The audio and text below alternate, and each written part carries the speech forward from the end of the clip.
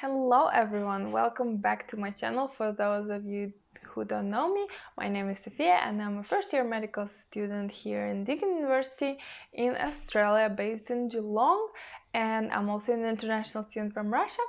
And on this channel you'll find a lot of tips and advices for medical school as a pre-med, and I would like to share my journey and show you everything that I know. So today we're gonna talk about Gamsat. So Gamsat stands for Graduate Medical School Admission Test. So basically, if you want to do postgraduate medicine, you would have to do Gamsat. If you want to do undergrad medicine, there is some other test that you have to do. So Gamsat is for graduate medical admission. So the Gamsat itself, it runs twice a year across the country in different states, different states, but the same day, and it's in March and it's in September. So you have twice a year to take this exam and try your best. And let me tell you what the exam involves. So the exam starts at around 9 a.m. and it finishes around 4, so it's sort of like 6 to 8 hour exam, because you have to arrive 1 hour earlier than 9, so at 8 for registration and sort of that. So you are literally spending your whole day there. It's not like a 2-hour exam and then you're done, because the exam itself is a very long exam. It has 3 parts, which I'm going to talk about. So let's get into it. So the first part of this exam is reasoning in humanities and social sciences. So what it basically means is you are given a lot of texts in your booklet, text from readings, from some books, some cartoons. It can be anything humanitarian. And there are questions for you to choose the correct option on how you analyze it. For example, what does this animation shows you, or what do you think the author meant by this, and that? And as you can understand, there's no way to really prepare for it, because every time the questions are different, and it's not like you can read every single book and know what everyone is meaning. So for this part, I just read as much as possible, I guess, to get familiar. And if you're an international student, try to expose yourself to language as much as possible, because you need to read fast in that. You have just 1 hour 30 for that part, and you have to be very quick, and you have to read at the same speed as it is a local students.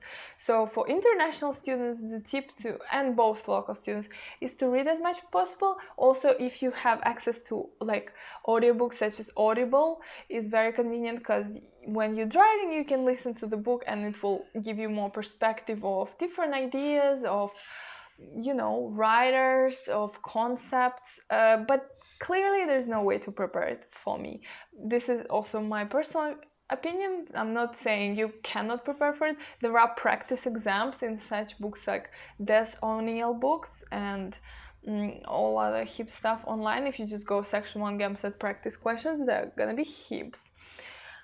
But you know, practice, yes, sure, but really you can't read every single book possible out there. Yes, right. Okay, let's move on. Section 2 is written communication.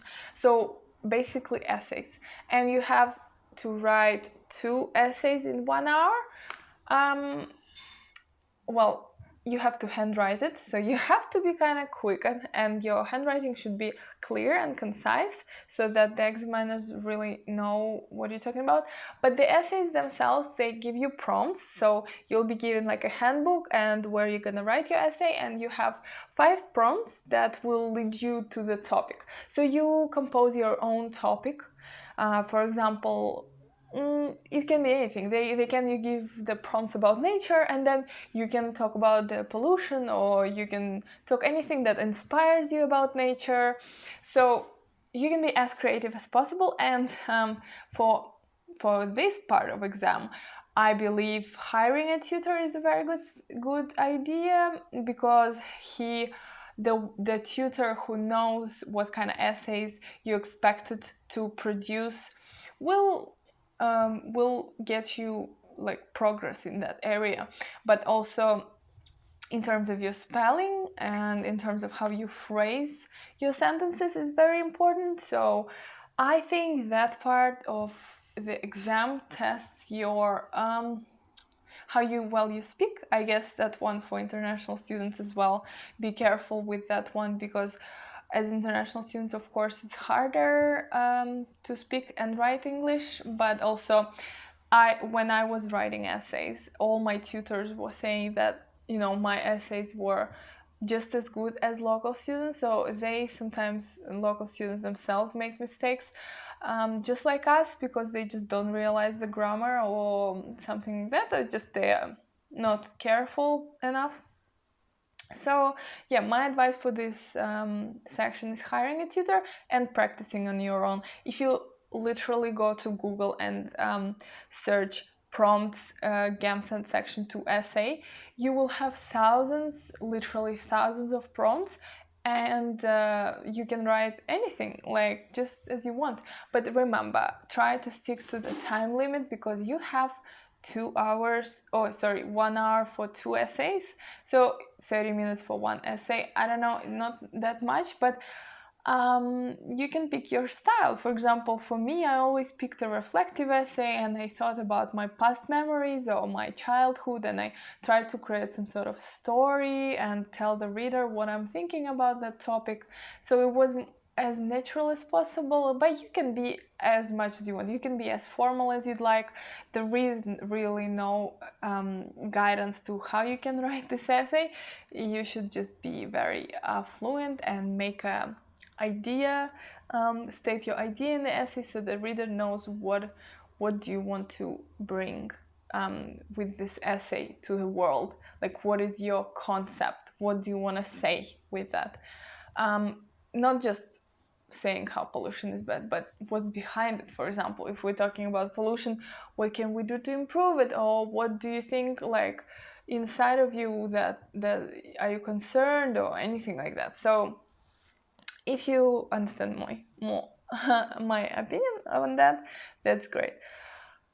And third part is called reasoning in biological and physical sciences. So what is it? It's basically a science test, yes. The science test that includes math, physics, bio, and chem.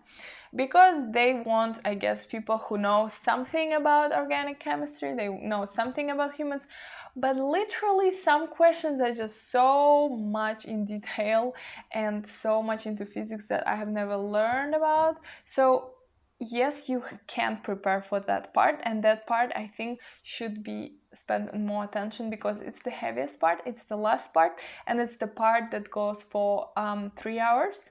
It has 120 questions, and man, by the 90th question you're so done.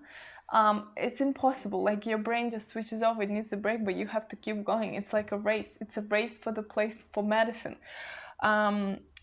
Yeah, so you have to because you have a lunch in the break before your last part. You have lunch. Make sure you really relax. If you don't like, people usually congregate in groups and talk about like stuff. I always sat in silence and recharged, because I knew in front of me there would be 120 science heavy based questions on math, physics, chem, and bio, that I had to relax. And just to say, I did Gamsat 3 times, and I applied with my first score. It was my best score, although I literally just tried it, but it was the best score, which just means that, you know, you can't expect much from that exam. You just have to do it, and maybe your first try would be your best try.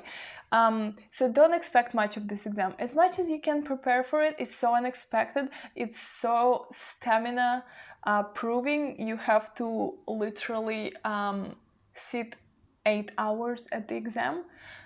It's very exhausting, and I would not. I recommend everyone not doing it, but you don't have a choice, guys. Let's just be honest, we don't have a choice. This is a compulsory exam, as I said. So yeah, if we talk about part 3 of GAMSAT, how you can prepare. There are good practice books, Des O'Neill books. There are also good YouTube channels that explain concepts that are required in biochem and physics. For example, Khan Academy. So I always used to watch them if I didn't understand the concept and then try the questions. And as you go before the question, it's not like you're gonna just have a random question like how many bones are in the human skeleton. No, you will have a prompt again. You will have a huge bunch of text with a diagram, with the description of the concept, for example, the fetal nervous system or something like that. Like, of course, no one learned that yet, but they just want to see how well you answer questions, how quickly you can adapt to the question, analyze it, and tackle like quick thinking. That's what they after. So for this exam, of course, it's better if you know some of the basic stuff like organic chemistry. That's why I did biomed, because it helped a lot my undergraduate in science, in biomedical science, because we did physics, we did math, we did bio, we did chem. So yeah, it definitely helps if you know the fundamental of these subjects, as I said before. But then if you don't, you can quickly learn it through not even going by textbook, like first year chem textbook. No, that's boring. No one wants to do that. Just go to Khan Academy and watch all of their videos as you go through the question.